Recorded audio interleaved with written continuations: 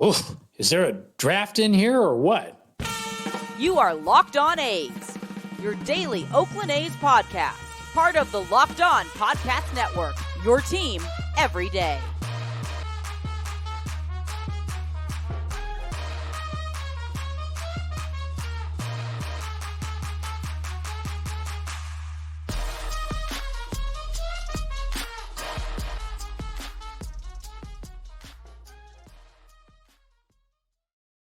Hey, another episode of Locked On A's, and I'm Wayne Coy, your host, a lifetime A's fan and media dude, and happy to be here as always, reporting on all things athletics. You know, I'm originally from the Bay Area, but I live in Las Vegas now, so I kind of get the two perspectives of the way things have been here lately. I want to thank you for making Locked On A's your first listen every day. We do appreciate that. If you're watching us on YouTube, don't forget your comments down in the comment section. And we're happy to get right back to you and answer any questions that you might have. And right now you might be asking, is it true? Did the A's get Shohei? No, they didn't. But, thanks for asking. That's not going to happen. We are going to get a visit from Mark Kotsay, though, A's manager here, who's at the winter meetings in Nashville. As he went one-on-one with the press today, we'll find out what Kotsay's got to say, I think, on the team in general, on the gelling of that group, especially toward the end of the year. And then, of course, the relocation to Oakland, touching on all those subjects with members of the press, including some names you know. So that's coming up in just a bit. I have to tell you, though, that this episode is brought to you by our friends at FanDuel. FanDuel wants to take your $5 and turn it into $150. That's right, a $5 bet on the money line with a new customer. You win, you get $150 in bonus bets. That's the way that works. Pretty cool. I don't know how they do it. Don't even ask me because I don't know. I do know this. If you visit fanduel.com/lockedon, you can probably get your questions answered there. And be a part of the fun with FanDuel. Fun in Nashville, of course. The big draft lottery is tomorrow. Excited about that because the A's are hoping, based on their finish, to end up in the top 6. They've got an 18.3% chance that they'll get pick number 1. Now, there are 2 other teams that also have those same odds. Those are the Kansas City Royals and the Colorado Rockies. And you may be thinking, wait, nobody had a worse record than the A's. Why don't we have the first pick? Well, because they changed the rules. That's why. So if you didn't make the playoffs, you do have a chance to end up in those top 18. And again, your odds are better based on your record. So there still is a chance that being so bad actually pays off for the A's, who last year, I think, got the 6th pick, and they were hoping to get the 1st. This year's draft class, they say, is a little thinner. So I don't know if the advantage is really going first or if it might be better to actually wait. Certainly costs you less to do it that way. So we'll see. But again, 18.3% chance that they'll get the first pick. We'll find out for sure tomorrow. Seems like kind of everything is waiting on Shohei and who's going to end up getting him. Now, today the buzz is that he'll stay where he is, that the Angels would actually re-sign him. I kind of said that all along, but I got to know he's done there, going to be a Yankee, going to be a Dodger. Yesterday, everybody was talking about he's going to be a Blue Jay. Anyway, we sit and we wait. They say there may be a deal by the end of the week, but they can't guarantee it. Meanwhile, all of the Shohei people that are watching that trade are quick to turn to the others, and they're wondering, what about Juan Soto? What about Cody Bellinger? What about Matt Chapman? Hold on. I think it's going to be kind of a little bit of a logjam until we see what's happening with Ohtani. And then as Ohtani goes, so go the rest of the trades. That's just my guess. All right, now there's another draft. Of course, that's the Rule 5 draft, which has been pretty good to the A's over the years. Mark Canha, anybody? Hello, Ryan Noda, line 3. So with that in mind, it's kind of nice that the A's have the first pick in the Rule 5 draft. Are there any players worth Rule 5 drafting?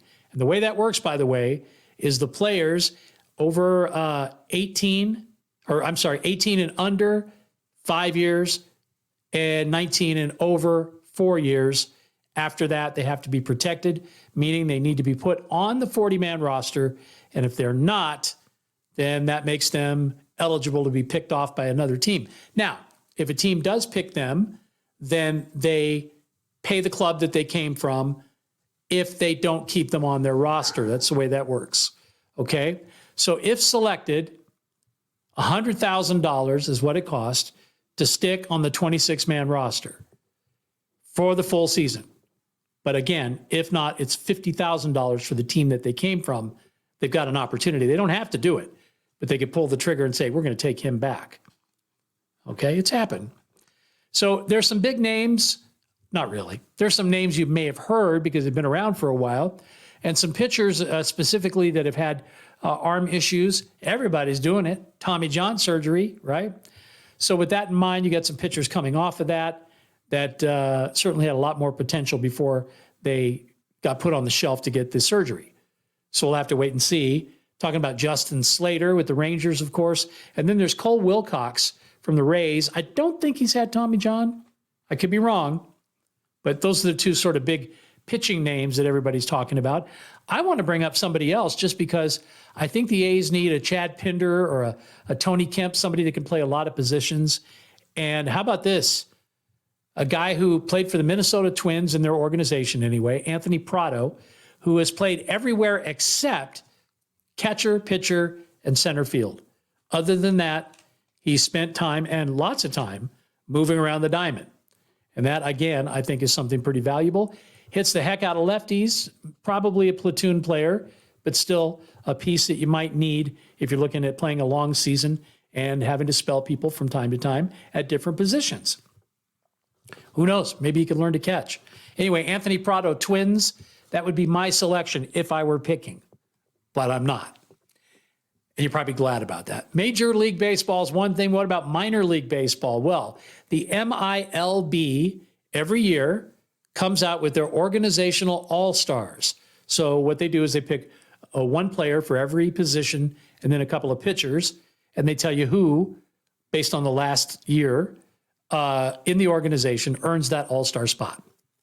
So let's dive in for the A's. Oh, by the way, before we do, not surprising, even though you think with the bounty that they've gotten in terms of bodies for people like Sean Murphy and Matt Olson and Matt Chapman, well, we have a lot of bodies, but they're not necessarily doing so great. Here's the deal. Across the organization, 297 wins and 362 losses. Ouch. 28th among Major League Baseball organizations. That's not good. But you know what is good? Watching some of these kids play. A lot of them, because they're the A's, are already seeing Major League time. So let's talk about them.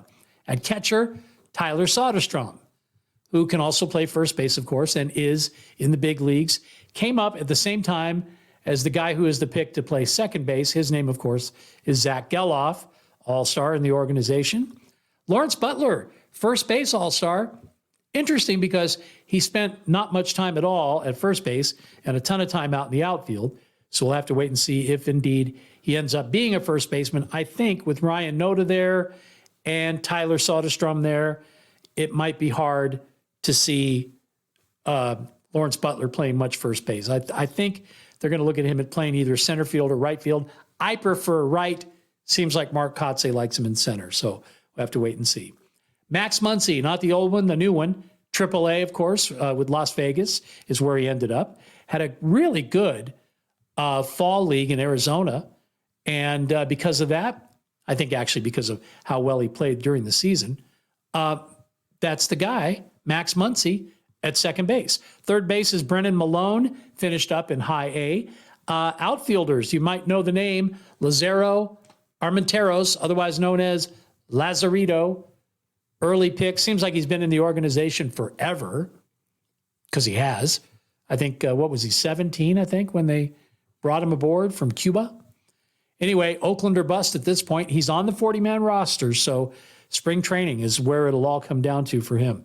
Colby Thomas, A and high A, 25 steals, 63 extra base hits, which was the most in the organization this last year. That's Colby Thomas, not to be confused with Cody Thomas, different player altogether, but another organizational all-star with an asterisk, because he did make the all-star team, according to major or minor league baseball, but he gone. He elected free agency, so no Cody, but we still have Colby. We'll always have Colby. Pitching, it's left-hander James Gonzalez, high A. How about this? 135 strikeouts in 24 games. That's what I'm talking about.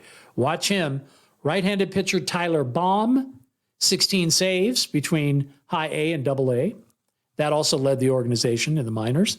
And Joey Estes, who we saw right at the end of the season, got the proverbial cup of coffee. Looked pretty good. Some issues with his command, but other than that, I liked his confidence. The guy has he's got swagger.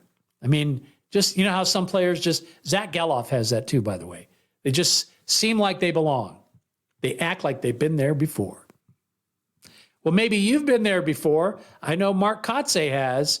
Talking about the winter meetings, I've actually never been. Almost went a couple of times, but something always seems to come up. This year, I thought, oh, it's okay because the renderings are coming out today, but they didn't.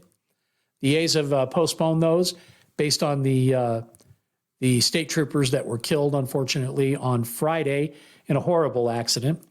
Thankfully, it looks like justice is being done, but because of that, the A's have decided to postpone that announcement and the sharing of the renderings, and they say they will be doing it, but it'll just be at a later date, so we'll wait and see.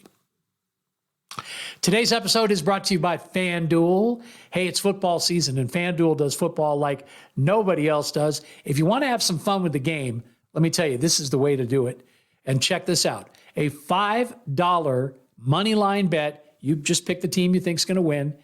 If you win and you're a new customer, your $5 bet now gets you $150 in bonus bets with our friends at FanDuel. Hey, they've got all kinds of ways to bet. And they're all fun, of course. You can bet the point spread. You can do the overs. You can do the unders. Some crazy player props. All of those are available on FanDuel. Just download the app. It's very easy and quick. Get it. Go ahead and sign up. Get your first bet in there. $5, that's all. And then, of course, you could be the recipient of $150 in bonus bets from FanDuel. Doing football. Check them out at FanDuel.com/lockedon.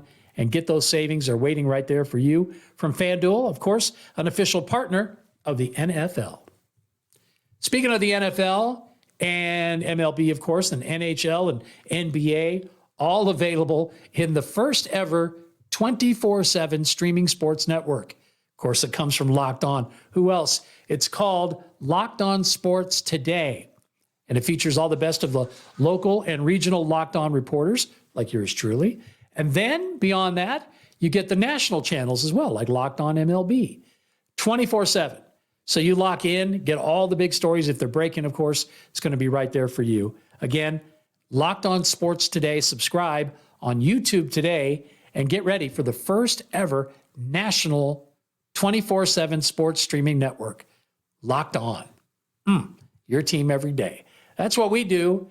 Mark Kotsay had a chance to sit down with some familiar names today. You might know them too.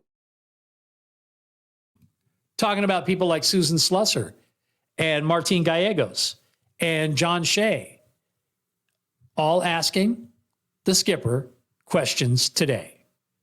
Mark Kotsay Martin at the Winter Meetings. Hi. We haven't had a chance to talk to you since the club decided to pick up your option for 2025. Just wanted to kind of ask you what that meant for you to get that vote of confidence here.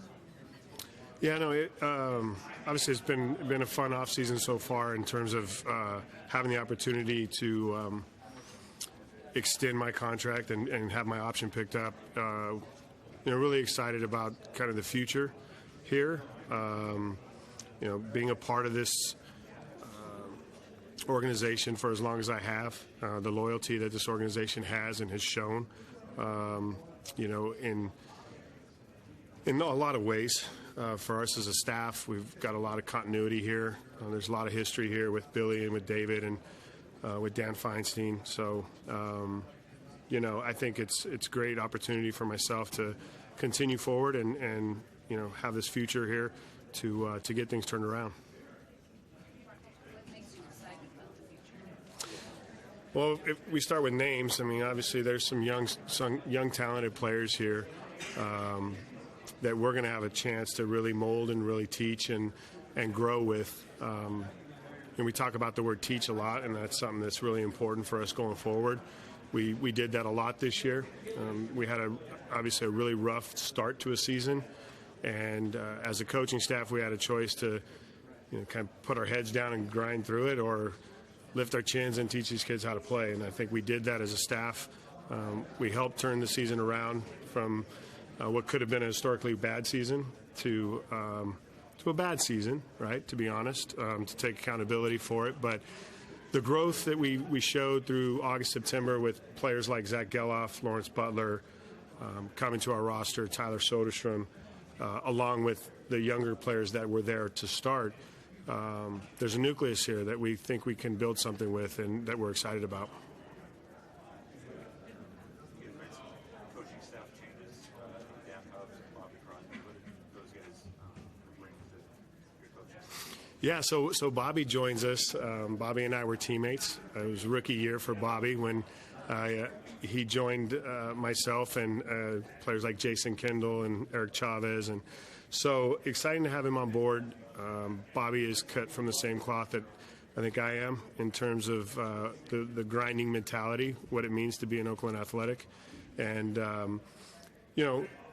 I think his relationships with the younger players that he developed in AA as manager there will help and be impactful for our young guys. In terms of Dan Hubbs, I thought Dan did an unbelievable job this year throughout the minor league system with building relationships with young pitchers, combining both, the coaching aspect from a subjective standpoint, but also a objective standpoint, and utilizing data, utilizing the biomechanics side, incorporating that in his teaching. So I think it's a great compliment for Scott Emerson, our pitching coach, and excited about their relationship and what they're going to be able to do with these young pitchers.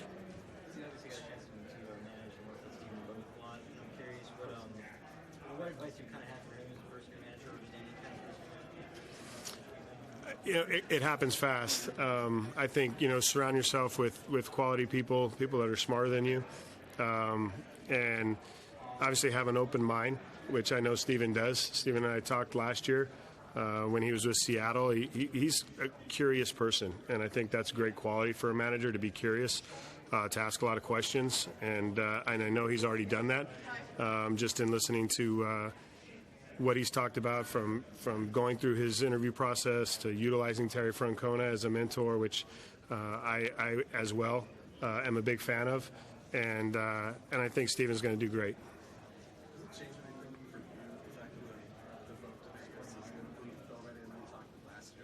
Yeah, right. Yeah, no, it doesn't really change anything. My focus obviously is on the 2024 season.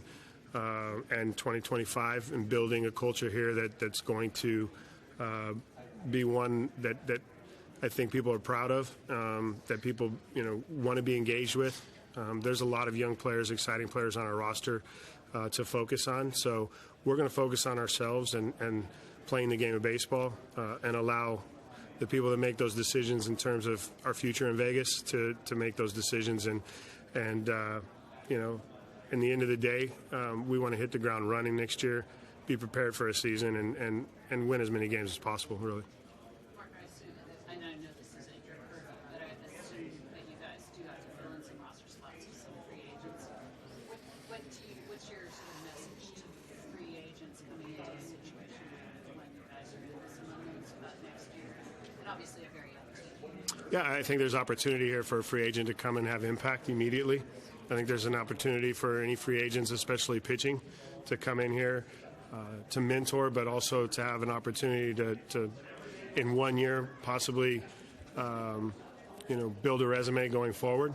There's opportunity here to put yourself back on a map if you've had a down year or coming off an injured season, to go out and earn, that chance to put up numbers, really. If I was a free agent pitcher and I was looking at a team that I felt gave me the best opportunity for success, I think Oakland would be that, really. The ballpark is a great ballpark to pitch in. We're young. We're going to be athletic. There's room for improvement, obviously, in all aspects of our ball club, but really on the mound, if there was one area I'd say free agents should really look into our club, it would be pitching.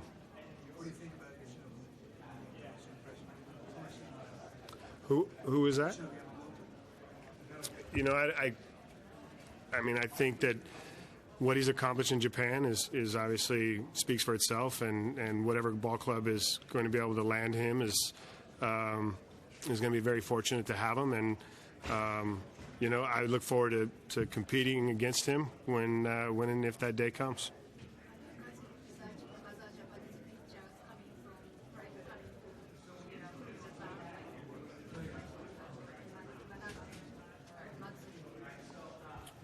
I couldn't hear.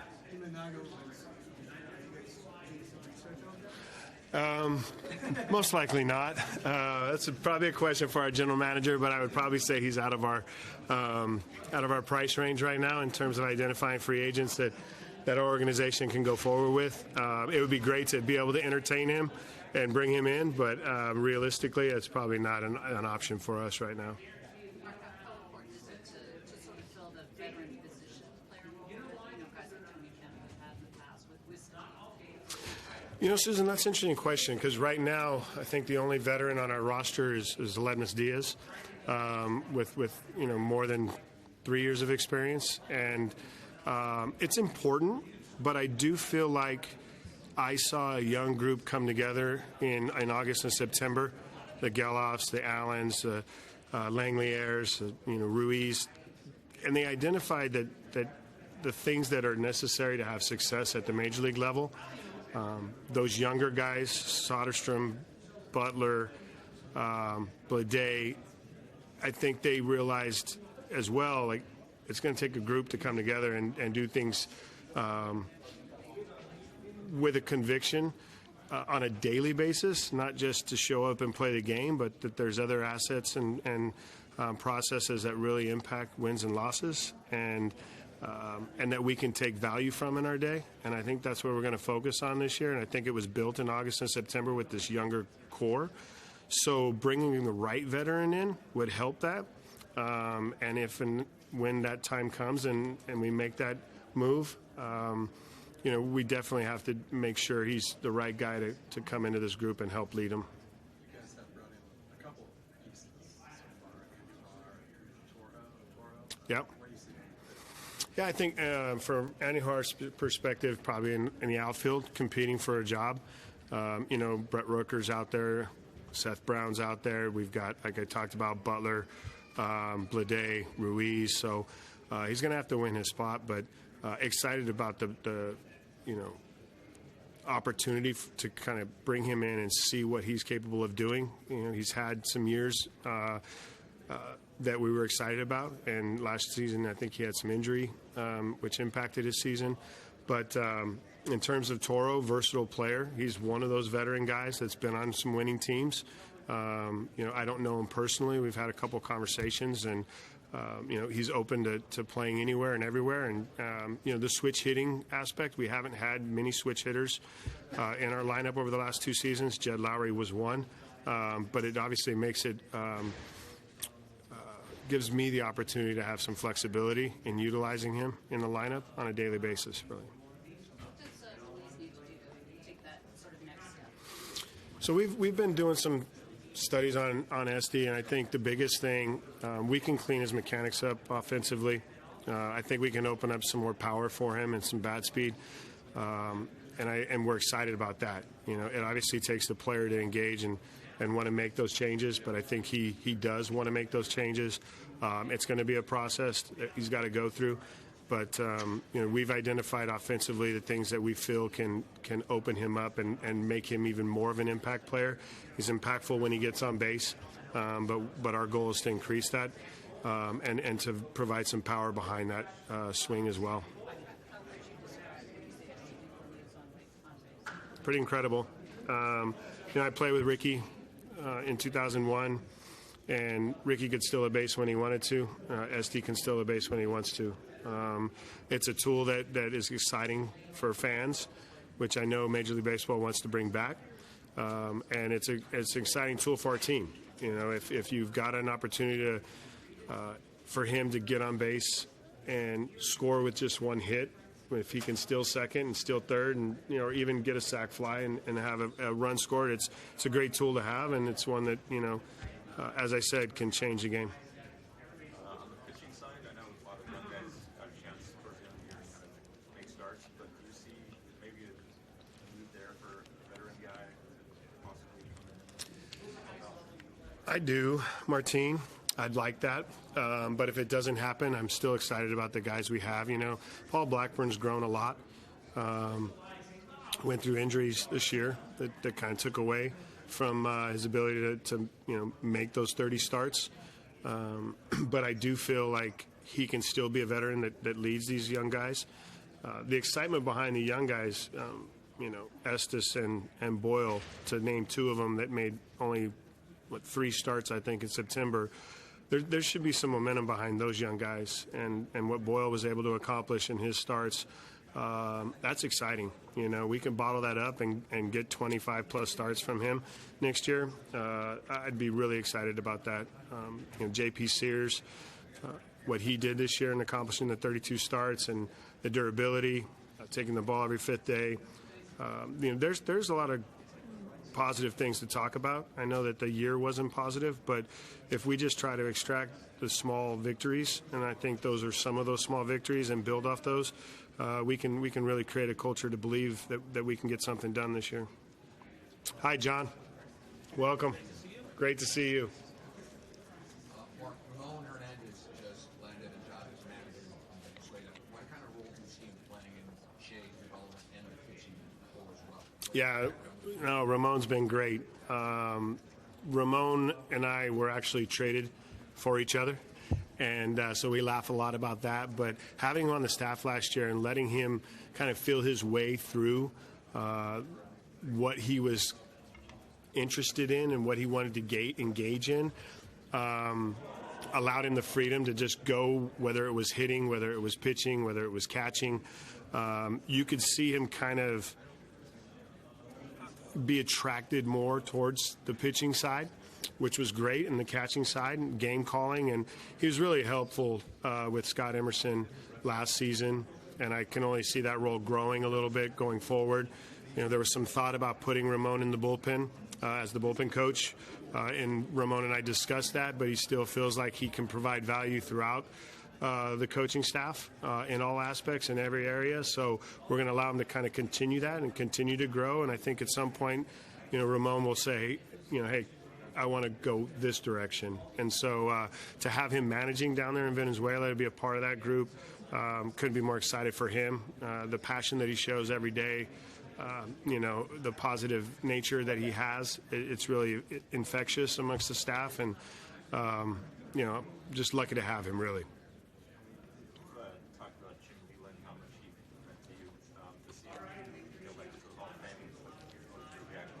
Make sure Jessica gets this one.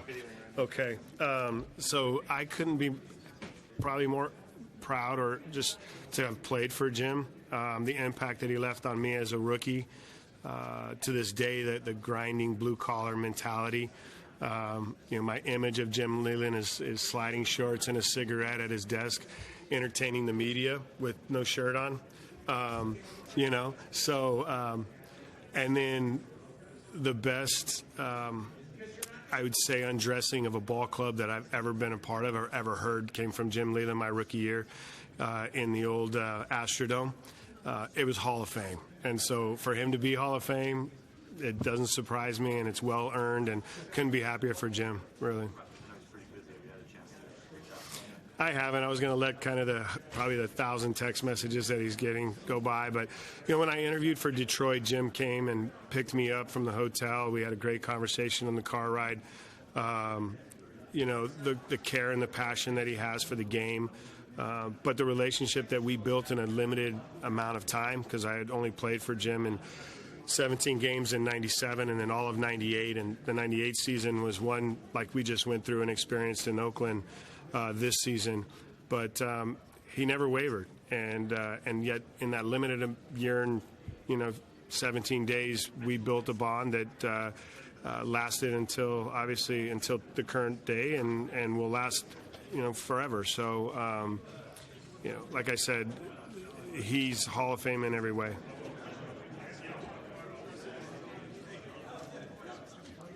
No mic, John. No mic. I don't know. Come on, give me one. So, your role in 2023, aside from everything you've done on the field, you're also A or B team spokesman. And, you got a lot of questions about Las Vegas and relocation and everything. Did that wear on you, or do you look forward to do that again because you'll have to? I mean, the owner and the president must be off limits. So when it was left on you, as unfair as it was to be the spokesman for all the stuff going on beyond the field. So how did I think the biggest thing. Are you okay with being that guy at the end? No, I'm okay with being sitting where I'm at in terms of in front of the media on a daily basis, which is every manager has to go through. It's fair to be able to be asked these questions in my role in leadership. I'm a part of this process. I don't always have the answers for you that you want, but I'll give you the truth when I have it. And this season was challenging, not just for myself and my staff, but for the players. I don't see that changing. We've been through it, though. And so we have an expectation level now of what we're stepping into. And the reality is, like I said, I don't think it's going to change. But I think our players understand now how to handle it and deal with it, as do I.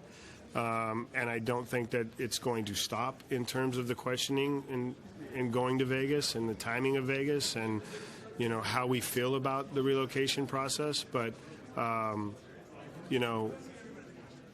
what we focus on a daily basis is how I approach those questions, and that's what we have control over. And I don't have any control over those processes, but what I do have control over is our roster in terms of how we go out and perform, and that's really what I focus on. You're going to have young players who looks like they will play in Las Vegas at some point. If they are... Let's hope that, right? Because that means that we've had success, we've won, and we're going to go forward. And hopefully there's a long-term future with those young players that we can talk about at some point. We can't do it now, but what I'm excited about is the talent level that we have on the current roster and teaching them and molding them and building this culture that I saw being built in 17 with that group, with Bob Melvin, and being a part of that coaching staff, watching the growth of Matt Chapman, Matt Olson, Chad Pinder, who, by the way, is here and looks great, which I'm really jealous of because he looks better. All right. Well, there's Mark Kotsay in Arizona. Also did say that he feels for the people of Oakland and understands how they're feeling with this whole relocation thing up in the air, and that they're great fans, which is nice to hear from the skipper. Hey, thanks for being here. Thanks for making us your first listen every day. Of course, Locked On Sports, Locked On A's, your team every day. My name's Wayne Coy. Been fun hanging out with you here. I'll be back again tomorrow. Who knows? Maybe we will get Shohei. No, we won't. But we'll definitely let you know what took place as we have, of course, the draft lottery tomorrow. We're going to find out what our number is going to be. Let's hope for a nice high one, right? Okay. Back tomorrow with another episode. Till then, you keep on swinging.